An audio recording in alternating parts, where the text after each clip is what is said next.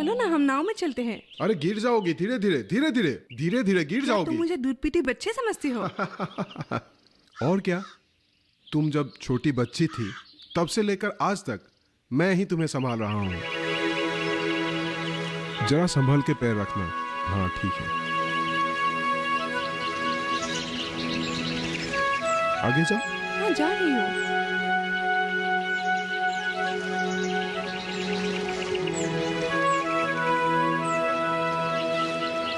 तुम्हें याद है एक दिन बचपन में अचानक तुम इस ब्रह्मपुत्र नदी में गिर गई थी? हाँ, उस दिन को मैं कभी भूल नहीं सकती। इस नदी में फिसलकर मैं एक बार बहुत नदी के गहराई पर पहुंच गई थी। एक बार ऊपर, एक बार नीचे। क्या हाल हुई थी मेरी। अभी भी सोचने से मुझे बहुत डर लगता है। इस नदी का धार नीचे बहुत ज्यादा है। जब तुम इस नदी में गिर गई थी ना, तब किनारे में बहुत सारे लोग थे, लेकिन कोई भी एक तुमको बचाने के लिए नदी में नहीं कूदा। अचानक मैंने तुम्हें देखा और सब कुछ भूलकर मैंने तुम्हें बचाने के लिए नदी में कूद पड़ा। तुम तो हीरो हो ना। तुम ही मेरा जीवन दाता। तुम मेरे लिए जैसे अपने जीवन दे सकते हो, मैं भी तुम्हारे लिए अपने जीवन दे सकती हूँ, समझे? लेकिन अब हम लोग बड़े हो गए हैं। अभी हम लोगों का जीवन खेल कूद या तमाशे में नहीं रहा। जानती हूँ, जो भी हो, खेल कूद या जीवन संसार, तुम्हारे बिना मैं जी नहीं पाऊंगी। ओमिया, तुम इतनी बड़ी घर की लड़की हो, तुम मेरे जैसे लड़के के साथ अपनी जीवन बिताकर तुम्हारा भविष्य क्यों बर्बाद करना चाहती हो? ये सब छोड़ो। मैं जानती हूँ एक दिन तुम बहुत तरक्की करोगे। तुम्हारे ऊपर मेरा पूरा भरोसा है। आत्मविश्वास मेरा भी है, और वो आत्मविश्वास लेकर ही मैं जी रहा हूँ। दोबारा ऐसा दिल टूटने वाला बात कभी मत करना। ये दुनिया सिर्फ हमारी है ना? हाँ, ये भी मैं जानता हूँ। एक बात जानते हो? क्या? मेरी चोरी कहानी में चंकी और पानी को समाज ने एक होने नहीं दिया था, और इसी कारण उन दोनों ने बड़ नदी में खुदकुशी कर ली। चलो हम लोग कोशिश करते हैं कि जोंकी और पानोई का कहानी फिर कभी ना हो। व्यर्थ प्रेम से कोई भी यहाँ खुदकुशी ना करे।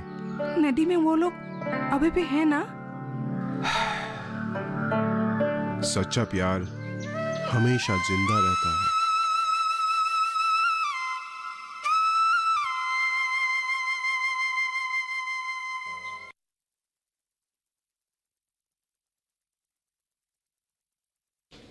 बाबा, कोई काम धंधा मिला कि नहीं? नहीं बाबा, मेरे लायक कोई काम दिखता ही नहीं। तुम्हें कोई काम धंधा पसंद होता ही नहीं। नवाब की तरह खाते हो और लड़कियों के साथ बेमतलब दिन भर घूमते फिरते रहते हो। बाबा, कहाँ मैं ऐसे ही घूमता हूँ? मैं तो बस काम ढूंढते हुए दिन भर घूमता हूँ, और अब सोचता हूँ कि कोई होटल या ऑटो रिक्शा चलाना सीख लूं। अरे इतना सोचने से क्या होगा, कुछ करो। और सुनो, तुम उस अमिया के साथ घूमना फिरना एकदम बंद करो। पैसा ही नहीं है। अरे शादी कैसे करोगे, कभी सोचा है? आप भी ना उसको इतना क्यों डांट रहे हैं? वो तो नौकरी ढूंढ रहे हैं ना। अरे इतना ढूंढने की क्या जरूरत है, कोई भी मजदूरी का काम कर सकता है। ओ, आजकल के लड़के मजदूरी करने में शर्म महसूस करते हैं। देखिए, बचपन से हमने उसे भारी काम करना नहीं सिखाया। अब वो बेचारा ऐसी भारी मजदूरी कैसे करेगा? अरे भारी नहीं, कोई दूसरा काम भी तो कर सकता है ना। उसने तो कहा है कि ऑटो रिक्शा चलाना सीखेगा। कब सीखेगा?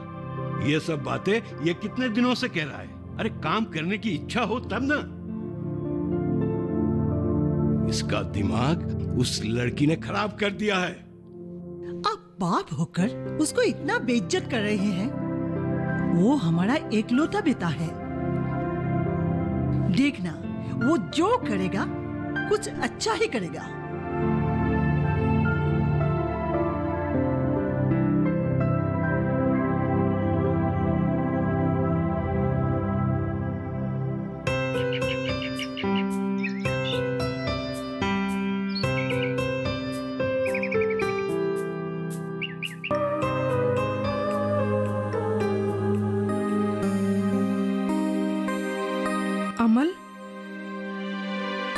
तुम क्या सोच रहे हो? क्या और सोचूंगा, कुछ काम धंधा नहीं मिलने से हमारी शादी भी नहीं होगी। अब क्या करूं, मुझे समझ में नहीं आ रहा है। क्यों? तुम ऑटो चलाने का सोच रहे थे ना? हाँ, जतिन ने कहा था मुझे, वो मुझे ऑटो चलाना सिखाएगा, लेकिन हाँ, मैंने सुना है कि आजकल ऑटो भी बहुत कम चल रही है और उसका भाड़ा भी बहुत कम हो गया है। आजकल नई नई गाड़ियां मार्केट में निकल गई है, वो भी एसी का। इसलिए तुम अगर ऑटो चलाना चाहते हो तो तुम्हें शहर में ही रहना पड़ेगा। अमिया, तुम तो जानती ही हो कि मेरी माँ की हालत ठीक नहीं है। ऐसी हालत में माँ को छोड़ के मैं शहर कैसे जाऊं?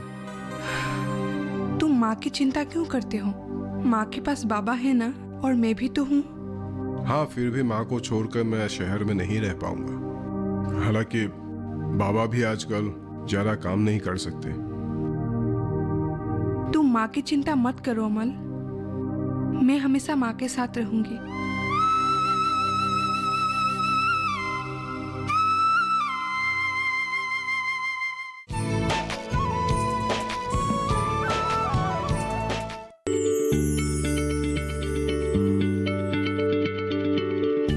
क्या आप किसी बीमारी से परेशान हैं?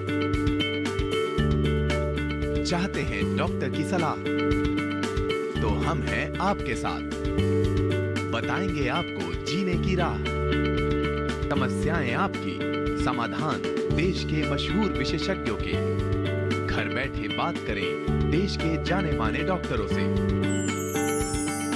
हमारे लाइव प्रोग्राम स्वस्थ किसान में हर शनिवार शाम 6 बजे से 7 बजे तक।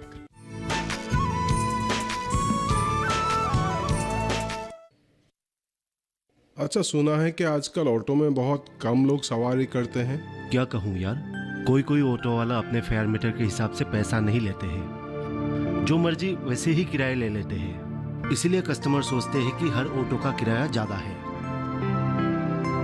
मैं सोच रहा था कि मैं भी ऑटो चलाना सीखूं, लेकिन मेरे ऑटो में फेयर मीटर नहीं लगाऊंगा तो पैसेंजर को कैसे पता चलेगा ऑटो का भाड़ा कितना हुआ? वही तो झगड़ा का कारण बन जाता है यार। हर कस्टमर के साथ भाड़े के लिए बातचीत करना पड़ता है और हमें बहुत परेशानी हो जाता है यार। ऐसे हालात में क्या किया जाए? क्यों ना तुम गाड़ी चलाना सीख लो, इसमें कमाई भी ज्यादा होने लगेगा। ना भाई ना, गांव में तो ज्यादा सवारी नहीं मिलता है, इसलिए गाड़ी चलाने के लिए या ज्यादा पैसा इनकम करने के लिए मुझे शहर में ही रहना पड़ेगा। असल में मेरी माँ की हालत ज्यादा ठीक नहीं है, इसलिए माँ को छोड़कर मैं शहर में नहीं रह पाऊंगा। अरे ये तुम क्या बात कह रहे हो? अगर तुम गाड़ी चलाना सीख लेते हो तो तुम हर रोज घर से आ जा सकते हो, इसमें दिक्कत क्या है? हाँ, लेकिन फिर भी गाड़ी चलाना सीखने के लिए कुछ दिन तो शहर में रहना पड़ेगा। वो तो है। अच्छा, मैं एक बात सोच रहा था, क्यों ना मैं मेरा ऑटो बेचकर एक नया गाड़ी खरीद लूं, उसमें कमाई भी ज्यादा होगा। लेकिन क्या करें, अपना नसीब देखो, कोई मेरा ये ऑटो लेने के लिए राजी नहीं हो रहा है। क्या करे, आजकल पुराना चीज खरीदते ही नहीं है लोग। वही तो यार। अच्छा ठीक है, दादा कितना हुआ? अरे एक मिनट, मैं पेमेंट कर अरे देता यार। हूं। ओ भाई आओ।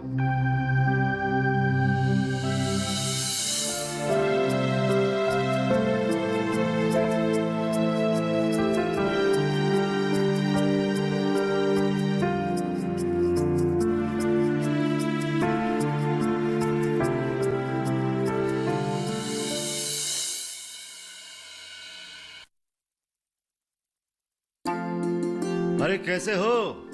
हाँ, वैसे ठीक ही हूँ। अच्छा। हाँ अरे नया गाड़ी? हाँ, किसकी है ये गाड़ी? ये बरुआ साहब का गाड़ी है। आजकल बाजार में ना बहुत नया टैक्सी चल रहा है, क्यों ना आप भी एक टैक्सी चलाओ? वो जो मेरा अपना ऑटो, उसको कहाँ छोड़ू? हाँ, और एक बात है, अगर तुम्हारी नजर में कोई खरीदार है तो मुझे जरूर बताना, ठीक है? हाँ भाई, जरूर जरूर। अच्छा भाई, मैं चलता हूँ, मेरा एक भाड़ा है। ठीक है। अच्छा सुनो, तुमने सुना है कि आजकल कुछ प्रधानमंत्री का इंश्योरेंस चल रहा है? वो तो सुना है, लेकिन ये सब करने के लिए टाइम कहाँ? अच्छा ठीक है, फिर मिलेंगे। ठीक है, चलते हैं। हाँ हाँ।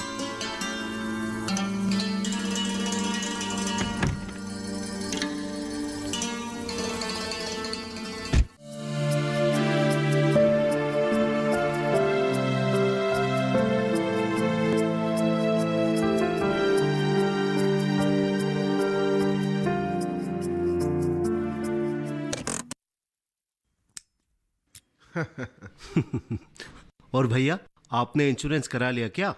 हाँ, वैसे हमारे गाड़ी का पूरा इंश्योरेंस है।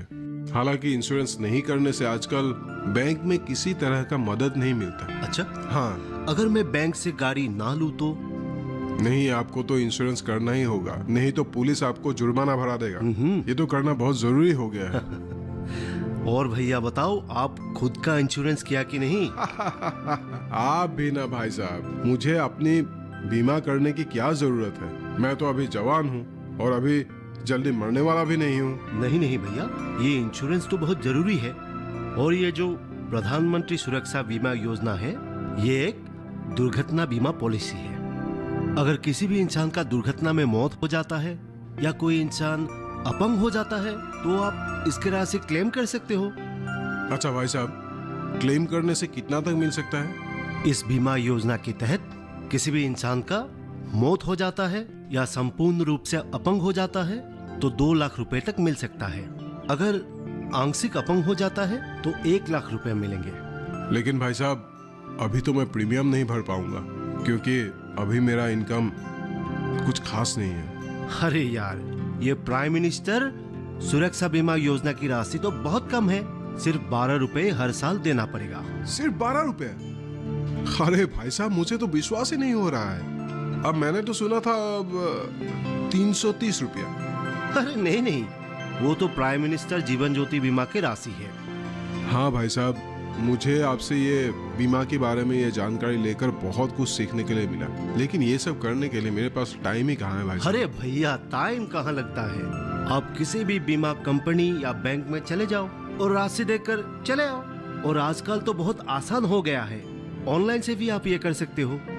अच्छा हाँ ठीक है भाई साहब, मैं किसी से ये बीमा के बारे में अच्छी तरह से जानकारी लेकर मैं बीमा कर दूंगा। लेकिन अभी तो मेरे पास 1 मिनट भी समय नहीं है क्योंकि सुबह से लेकर रात तक गाड़ी चलाना पड़ता है भाई साहब। ठीक है भैया, ठीक है, लेकिन अब बात में ही सही, ये इंश्योरेंस जरूर करा लेना। जरूर भाई साहब। ठीक है, जी। अभी मुझे यहीं उतार दो। हाँ भाई साहब, ठीक है, फिर मिलेंगे। नमस्ते। नमस्ते।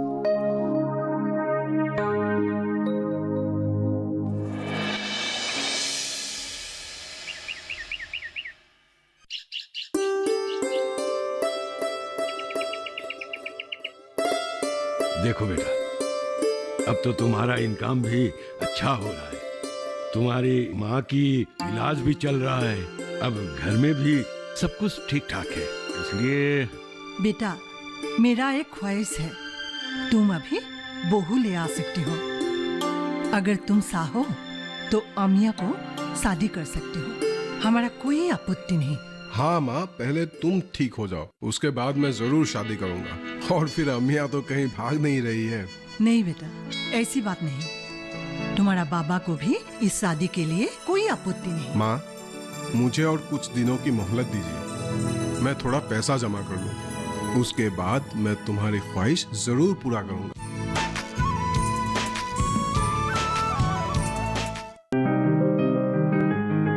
बीमारियों से कैसे बचेगी फसल? मवेशियों की मुश्किलों का क्या है हल? कहां से लाएं बीज, कितनी लगेगी खाद? किसानों के हर फोन का विशेषज्ञ देंगे जवाब। देखिए हेलो किसान लाइव, सोमवार से शुक्रवार शाम 6 बजे।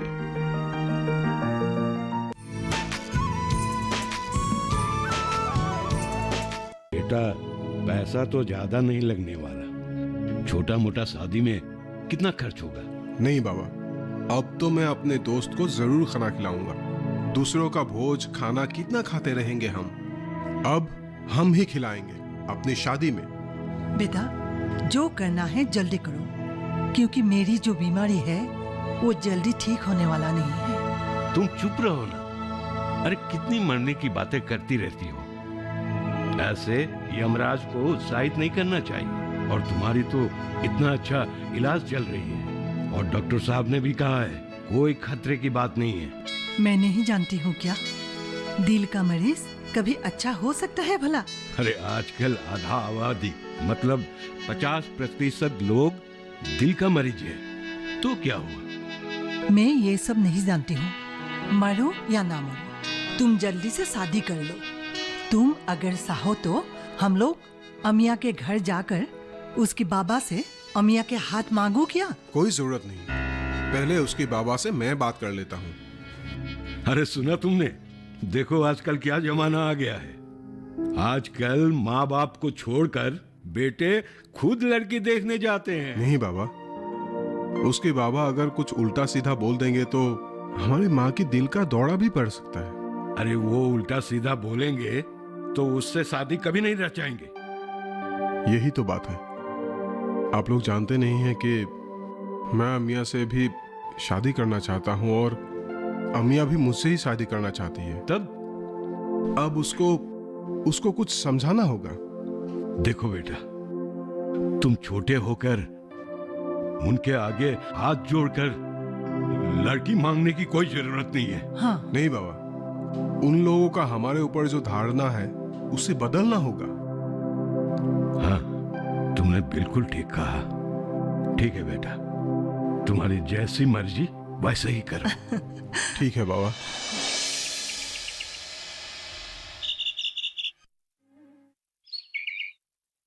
अरे अमल, तुम आ गए? हाँ। बैठ जाओ, बैठो बेटा बैठो। मैं तुम्हारे लिए चाय लाती हूँ। बाबा, मैं अमल के लिए चाय लाती हूँ। हाँ जाओ बेटी।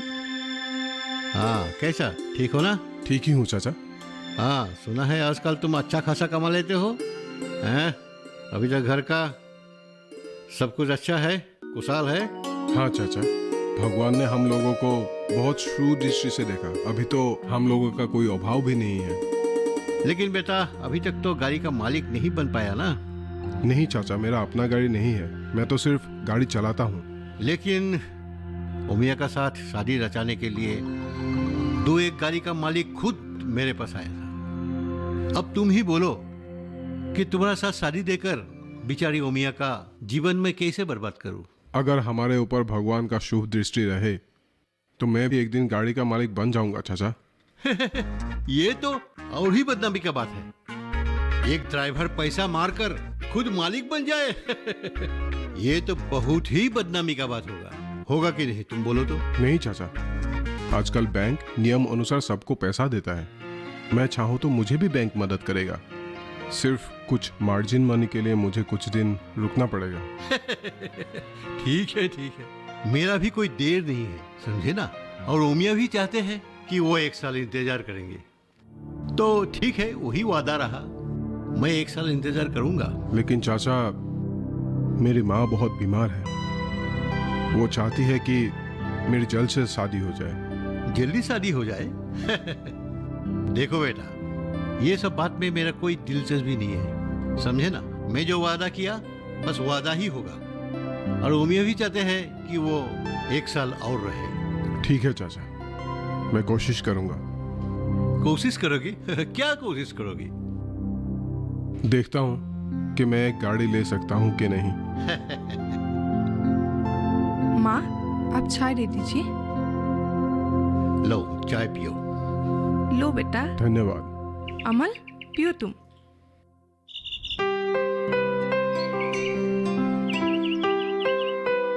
बेटे, शायद अमल आज भी घर नहीं आएगा। उसको बहुत तकलीफ होता होगा। अपने माँ के इलाज के लिए बेचारा दिन रात मेहनत कर रहा है। हाँ बाबा, वो चाहते हैं कि वो खुद का एक गाड़ी खरीद ले। अरे ये तो अच्छी बात है। जवान लड़का है और जानती हो, मेहनत का फल मीठा होता है। हाँ बाबा, हम भी चाहते हैं कि वो सुखी रहे। वैसे भी मैं घर में कह चुकी हूँ कि मैं शादी करूंगी तो सिर्फ अमल से, नहीं तो और किसी के साथ शादी नहीं करूंगी। फिर देर किस बात की बेटी? तो क्या हम तुम्हारे माँ बाप के साथ बात चला सकते हैं? नहीं, अभी नहीं। बाबा खुद आपके पास आएंगे, आपको जाने का जरूरत नहीं है। ये कैसी बात है बेटी? अरे क्या फर्क पड़ता है? है कोई एक बात। मैं समझ गया, तुम्हारे माँ बाप तुम्हारे शादी के खिलाफ है ना? वो खिलाफ नहीं बोल सकते, पर वो अभी मुझे शादी देना नहीं चाहते। वे चाहते हैं कि कुछ और दिन के बाद, मतलब 1 साल के बाद। ठीक है, तो हम तुम्हारे शादी 1 साल बाद रचाएंगे। ठीक है बाबा, यही सबके लिए ठीक रहेगा। ठीक है, तुम चाहती हो तो हम तुम्हारे घर 1 साल बाद में आएंगे। ठीक है? ठीक है बाबा।